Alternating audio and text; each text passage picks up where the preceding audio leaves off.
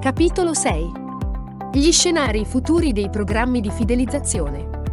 Il video è narrato da Luna, la nostra intelligenza artificiale. Siamo arrivati ad una domanda.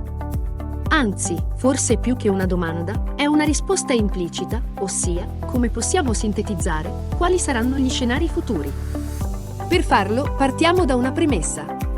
Tutto il mondo sta andando ovviamente sempre più verso il mondo digitale, e questo perché gli strumenti tecnologici e digitali attuali offrono la più ampia possibilità di integrazione di sistemi ed interazioni con gli utenti, cosa che risulta più difficoltoso da fare con i sistemi tradizionali. Per fare questo, è ovvio che una serie di investimenti ingenti dovranno essere direzionati verso l'ammodernamento dei sistemi. Ciò non significa mettere in soffitta o buttar via tutto quanto viene utilizzato ed abbiamo a disposizione oggi, ma significa invece, come ci piace veramente sottolineare in ogni circostanza, integrare e integrare. Integrare il tradizionale al digitale, integrare le vecchie tecnologie digitali alle nuove, è quindi un aspetto molto importante che non deve essere sottovalutato e che va invece, secondo noi, posto al centro di tutte le attenzioni, dato che abbiamo a disposizione una sconfinata riserva di informazioni di tutti quei dati provenienti dalle carte fedeltà e dai dati di tutte le iniziative di fidelizzazione, tutto ciò che abbiamo tracciato storicamente negli anni e che oggi, spesso, resta silente all'interno degli archivi delle varie aziende.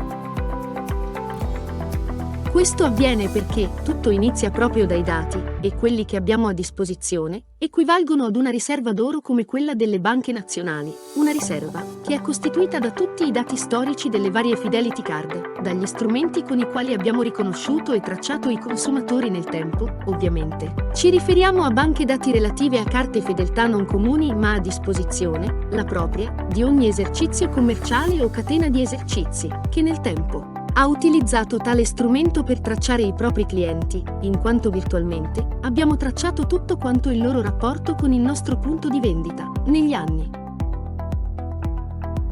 In realtà, questi comportamenti e questi acquisti non li abbiamo ancora tracciati, bensì solo memorizzati, per cui abbiamo tonnellate di dati, pronti per essere lavorati da chi potrebbe trarne degli importanti dati, KPI, e potrebbe altresì studiare il modello comportamentale di ogni singolo cliente.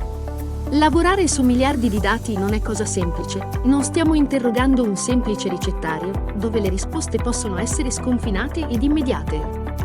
Interrogare un complesso database comporta software e strutture particolari, così come per effettuare query, interrogazioni, complesse e ripetitive. Sapere costantemente cosa fanno i propri consumatori e riuscire ad aggregare i dati è un'operazione non solo complessa, ma da fare con gli strumenti adatti. Certo, sapere di avere a disposizione quanto ci occorre dal punto di vista della materia prima, ossia i dati storici delle Fidelity Card, e non sapere come utilizzarli, decidendo di lasciarli da una parte pronti solo per essere cancellati, non deve essere neanche un'opzione pensabile. Ecco. Un grosso investimento deve essere fatto da questo punto di vista, quindi c'è la necessità assoluta di poter operare su questi big data per profilare e per far sì che ci siano dei modelli comportamentali che ci possano suggerire quali sono le azioni da intraprendere. In tal caso, ogni azienda si dovrà dotare non solo di sistemi di lettura, in quanto la lettura è solo uno degli aspetti, non solo di sistemi di interrogazione semplice, ma dovrà poterli interpretare per avere così, al proprio fianco, un nuovo strumento che possa aiutare davvero a prendere delle decisioni importanti. Proprio affrontando questo tema, lanciamo il sassolino per trattare il punto successivo, ossia, in che modo possiamo tenere sotto controllo le carte fedeltà, appunto rispetto a questo aspetto che, a nostro giudizio, è decisamente importante. Hai un'attività commerciale? Sì. Bene.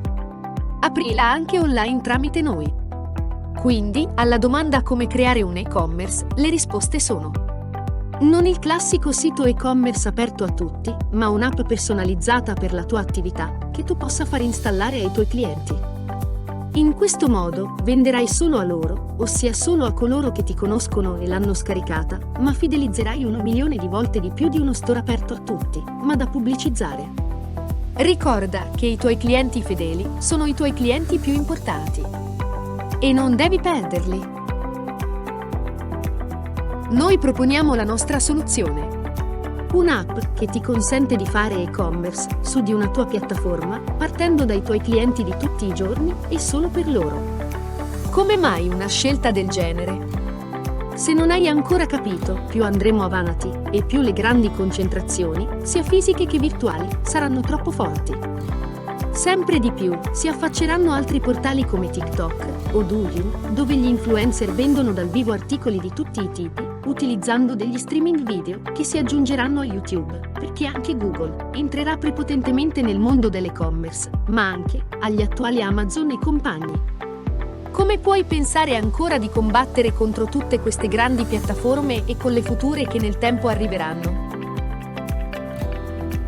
L'app ti consentirà tutto in modo smart e da tutta una serie di funzioni che, oltre a fornire ai tuoi clienti dei servizi a valore aggiunto, li fidelizzerà, vendita dopo vendita. Curioso di scoprire come creare un e-commerce con la nostra app, E-commerce Evolution? Scopri tutte le sue funzioni.